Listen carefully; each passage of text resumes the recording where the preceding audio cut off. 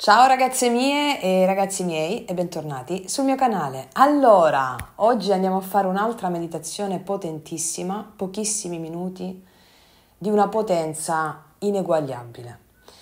Però per farlo prima voglio parlarvi del perché di questa meditazione.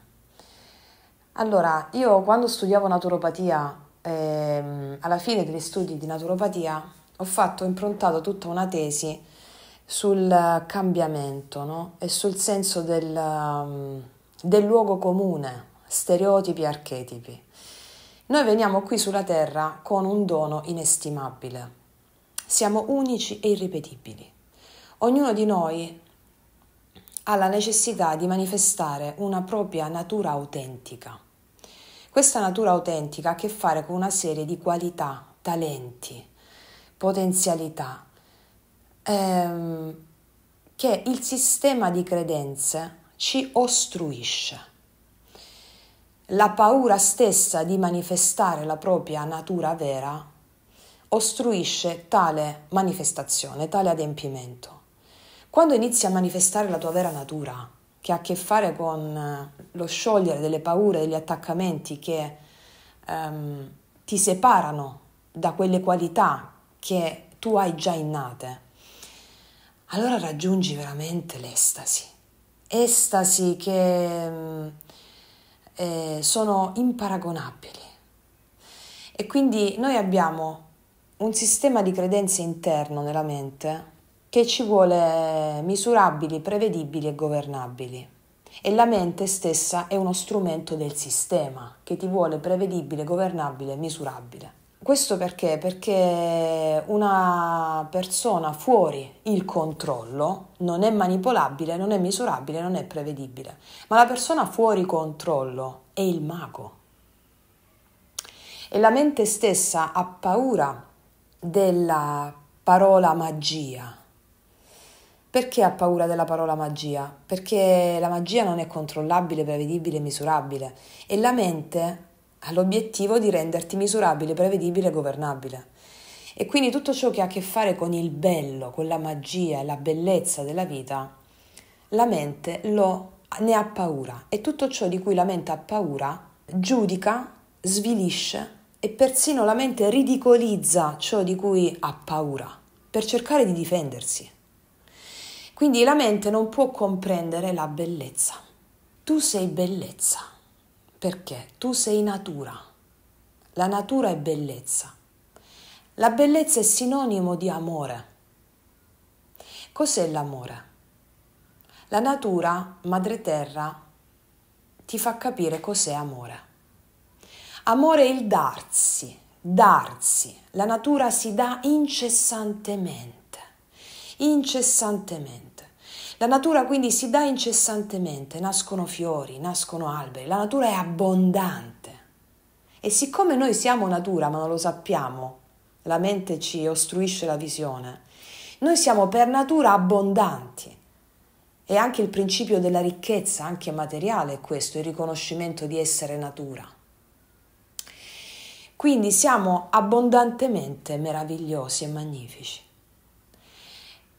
Però c'è la mente in mezzo e quindi noi dobbiamo proprio riassettare questa mente e da mente razionale passare a un nuovo strumento di approccio alla vita di conoscenza che è la sovramente, ossia la mente creativa che abbiamo tutti. Allora, noi siamo esseri unici e ripetibili, meravigliosamente divini e quindi ci propinano dal sistema degli stereotipi precostituiti. Questi stereotipi non si rifanno alla nostra vera natura archetipica. L'archetipo è proprio il modello originario e ognuno di noi viene qui con un modello originario che poi viene ostruito dallo stereotipo che ci propina il sistema. Quel modello originario con cui viene qui sulla Terra ognuno di noi è il serbatoio di talenti e di qualcosa di incredibile, di qualcosa di unico che solo l'essere umano ha. E nella mia tesi in naturopatia parlavo appunto della differenza di colei che ha un mito di Artemide ma viene incastrata in un mito di Era con uno stereotipo, o magari una persona che ha il mito di Era con uno stereotipo si incastra in un mito di Artemide. Cosa voglio dire con questo? Che magari una persona che è predisposta a realizzare il suo daimon, a realizzare ossia il suo destino, la sua missione, la sua bellezza attraverso un modello diverso da quello che gli propongono in società. Per esempio, io quando ero piccola, devi sposarti, entro 25 anni trovi marito, ti sposi, fai figli, ma non era il mio mito, non era la mia narrazione archetipica, non era la mia narrazione autentica. E quindi stavo male perché non mi conformavo a questa narrazione stereotipata della società, come aveva fatto mia nonna, come aveva fatto mia madre, e quindi tutta una vita alla ricerca del perché mi sentissi così inadeguata. Ci sentiamo inadeguati perché entriamo in un sistema di credenze da cui ci dobbiamo liberare, perché se siamo prevedibili, misurabili e governabili, allora va tutto bene. Però poi nasce il senso di colpa, non mi sento conforme a questo stereotipo e quindi senso di colpa, e quindi questo senso di colpa e la paura va a depauperare la tua energia vitale, il tuo entusiasmo, la tua bellezza, perché occultando i tuoi veri doni e talenti. Lo scopo della tua vita è quello di ritrovare amore.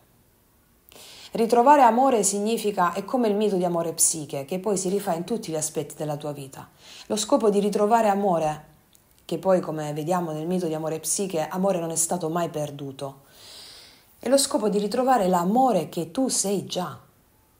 Tu per natura l'essere umano per natura è già predisposto al darsi, perché quando il nostro corpo mortale morirà, il nostro corpo appunto ritornerà alla terra.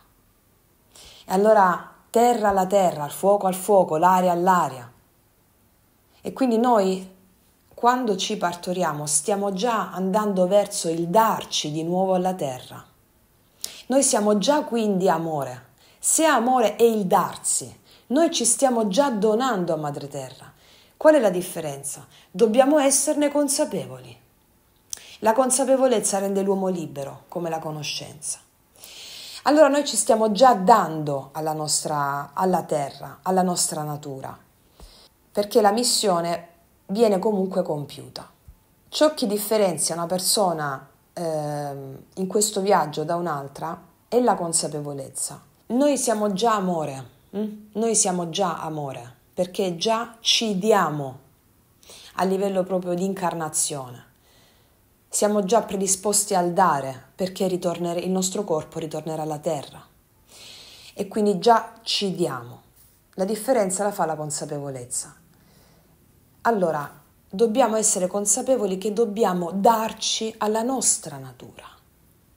Darci alla nostra natura significa smettere di darsi a uno stereotipo precostituito che ci rende vittime, schiavi, senza entusiasmo, privi di forze, e darsi al proprio archetipo dell'amore. Darsi alla propria natura significa amarsi. E quindi la società ci propone dei modelli di riferimento per renderci schiavi, per essere misurabili, prevedibili e governabili. Possono essere dei modelli di bellezza fisica, dei modelli di comportamento, dei modelli, qualsiasi tipo di modello. E poi quando non riusciamo a conformarci a quel modello, a quello stereotipo, ci sentiamo di non essere adeguati a quello stereotipo di bellezza, soffriamo. Ma questa è una follia, ragazze. Questa è una follia. Voi dovete coltivare i tratti che la vostra mente vi dice bruttezza. Dovete coltivarli, dovete metterli in scena, perché sono i vostri più grandi doni. Il punto qual è? Siccome il nostro scopo di vita è quello di ritrovare amore, cioè di darci alla nostra natura con fede, come nel mito di amore psiche, avrà tante prove da superare per ritrovare poi amore. Queste prove hanno a che fare con il karma. Il karma è la manifestazione delle tue paure, dei tuoi attaccamenti, affinché tu li possa vedere e scioglierli. Il karma è la strada che ti conduce ad amore. Il karma sono immagini della tua realtà e quotidianità che la tua anima ti proietta, affinché tu possa vedere quali sono le paure, gli attaccamenti che ti separano da amore, cioè dalla vera tua natura, dalla fede nella tua vera natura. Paure legate alla paura di darsi alla propria natura. L'attaccamento a uno stereotipo per paura di darsi alla propria natura, che nel momento in cui ti dai non sei più conforme allo stereotipo. E la mente ha paura di non conformarsi più allo stereotipo. La mente ha paura di non essere più uguale agli altri. E la paura che la mente non possa più governare questa tua natura selvaggia. E allora il karma sono tutte queste prove che la tua anima mette in scena affinché tu le superi. Tutto ciò che la tua mente giudica bruttezza su di te, un tratto somatico, un carattere, un atteggiamento, tu lo devi esaltare. Tu lo devi esaltare, dovete esaltare tutti quei tratti che la cultura di massa e la vostra mente vi dicono sono brutti, sono bruttezza. Esaltateli, diventate ancora più brutti se necessario. E poi vi guardate allo specchio e dite sì, così mi piaccio. Vi faccio degli esempi miei personali. Ho avuto tantissime esperienze nella mia vita, una vita ricca di esperienze, di emozioni, ricchissima. Ho avuto a che fare con tantissime circostanze di natura ufficiale, diciamola così, ufficiale. Allora io non mi sentivo tanto adeguata a vestirmi secondo come le circostanze ufficiali e spesso arrivavo con le mie superga, i jeans strappati e le persone mi guardavano un po' così, a volte stupite, a volte che fa questa? Ok. Ma perché ti sei messa i jeans strappati o le superga? Perché mi sento a mio agio così, ma non vedi che questa è un'occasione istituzionale molto importante? Ah, bene, ok. Il secondo evento pubblico di spessore io mi mettevo le superga ancora più vecchie. Cioè lo facevo apposta e mi sentivo unica. Però anch'io sono stata soggiogata da questa condizione, no? Del mi dovrei vestire così, dovrei essere così, perché? Io mi vesto in un certo modo se mi sento a mio agio in quel modo. E quindi andavo spesso vestita wild in queste circostanze. Ma da lì si vede la bellezza però. Io mi sentivo bellissima, fiera di me. Erano tutti un po' a pinguino, impighettati, un po' e tutti uguali, tutti uguali, prevedibili e misurabili. Ecco, esaltate tutti quei tratti che la cultura di massa e per conseguenza la vostra mente vi dicono essere brutti e godeteveli, apprezzateli. Tutto ciò che fa più paura alla tua mente, rendilo evidente, così che tu possa affrontarlo e dissolvere il giudizio mentale ed essere libero. Quindi stiamo in un momento storico in cui veramente l'omologazione, la prevedibilità, misurabilità e governabilità ha preso il sopravvento. Tutti uguali. E allora entra in gioco la rivoluzione spirituale. Lasciate che sia la natura a scolpirvi.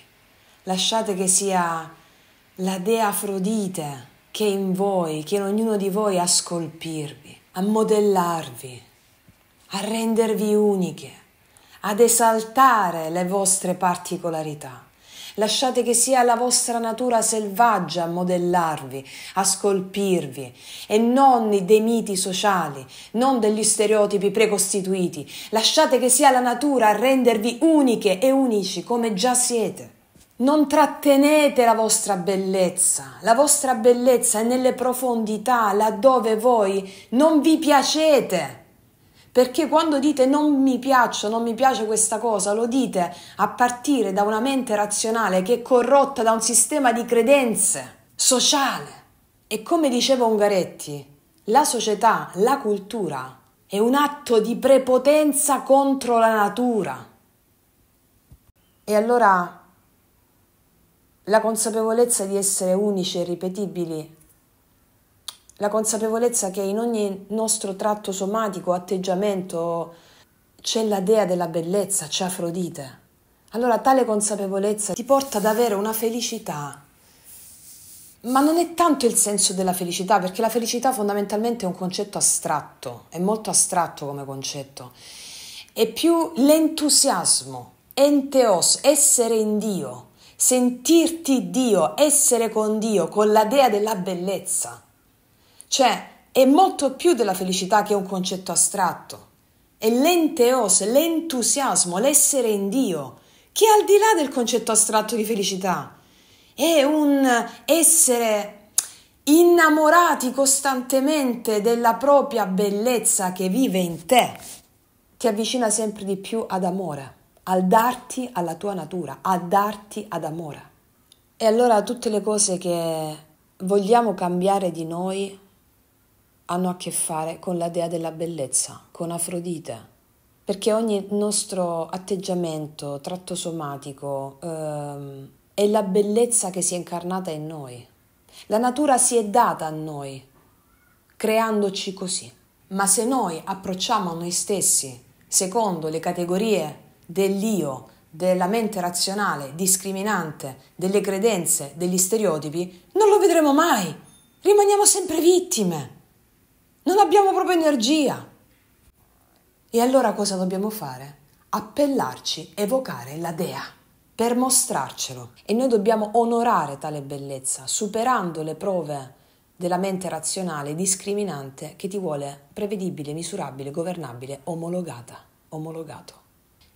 E allora oggi facciamo questa meditazione insieme, potentissima, pochissimi minuti, che ti permetterà di manifestare la dea. Questa meditazione me la insegnò Selene tanto tempo fa e ti apre veramente la strada a una consapevolezza mai raggiunta. Vi consiglio di farla spesso, inizialmente ogni giorno, almeno per 21 giorni. Potete farla insieme ad altre meditazioni. L'importante è che si fissi in te la consapevolezza della dea che vive in te. Allora, facciamola insieme. Mettetevi in posizione eretta, schiena dritta. Potete stare con le gambe incrociate oppure posizione seduta del faraone. Mani sulle gambe, sulle ginocchia. L'importante è che la schiena sia dritta, ben dritta, posizione regale. Chiudete gli occhi, schiena dritta. E adesso evocate qualcosa anche piccolissima che è parte della vostra vita e che voi ci tenete a cambiare. Per esempio un'abitudine, un atteggiamento, anche qualcosa del vostro corpo, qualcosa che è parte della vostra vita e che voi volete cambiare.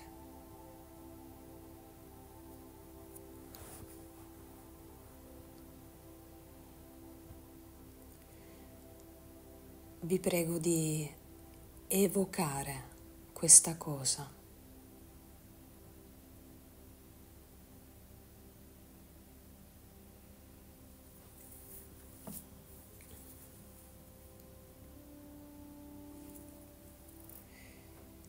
Immagina adesso di entrare nel nucleo di questa cosa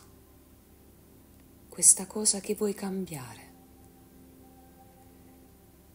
Ti prego di evocarla e di visualizzarla molto attentamente. Visualizzare non vuol dire necessariamente vedere. C'è chi ha il canale visivo molto sviluppato e quindi vede. C'è chi ha invece altri canali sensoriali più sviluppati, come quello uditivo, olfattivo, e quindi non vede, ma ha l'impressione di. Visualizzare non vuol dire necessariamente vedere, ma avere l'impressione di. Va benissimo.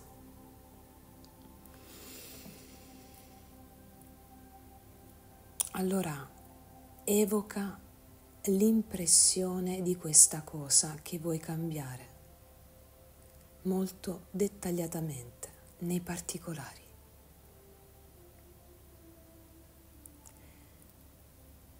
E poi immagina di entrare ancora più in profondità in questa impressione e di vederla ancora più attentamente, in modo particolareggiato.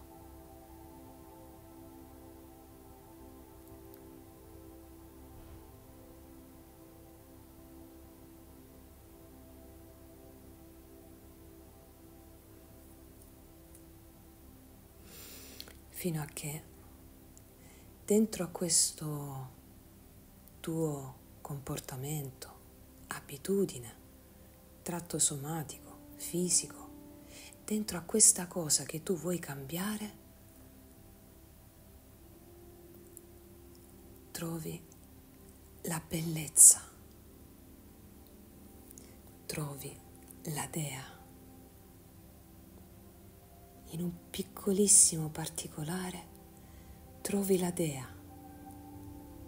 della bellezza, e lo trovi in una piega di questa cosa che non ti sta bene, in un anfratto di questa impressione, di questa abitudine, di questo tratto o comportamento che vuoi cambiare. Trovi la dea, perché la dea è ovunque.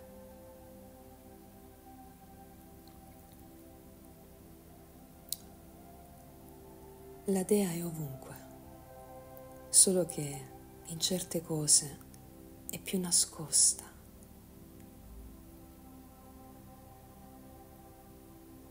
Trova la dea.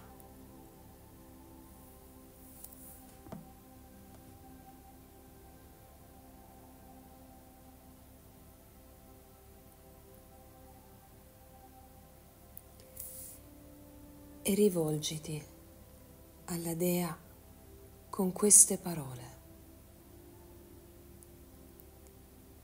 Ti prego, aiutami a vedere tutta la bellezza che non sto vedendo.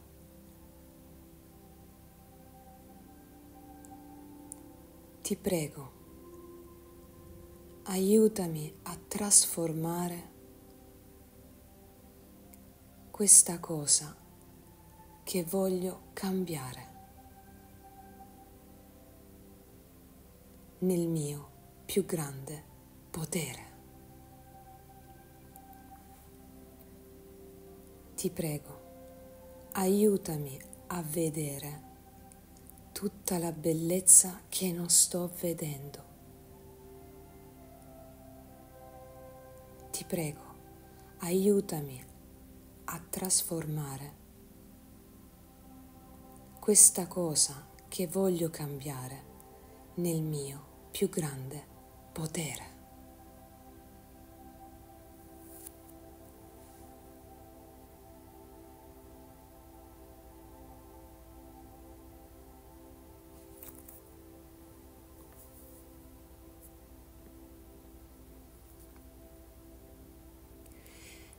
Poi porta le mani sul chakra del cuore, metti la dea nel tuo cuore.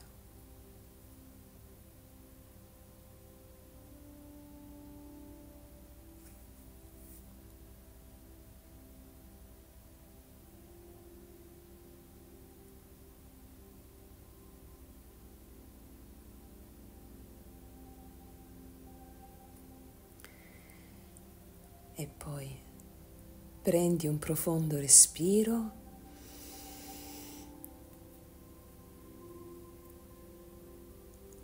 ed esci dalla meditazione pronunciando la formula magica: permango nella fede, nella gratitudine e nell'entusiasmo.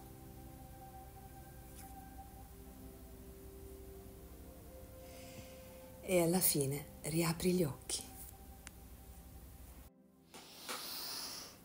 Ragazze mie e ragazzi, facendo questa meditazione brevissima e potentissima, la dea della bellezza si paleserà in tutti quegli aspetti di te che non sei riuscito a vedere e diverrai ogni istante sempre più potente.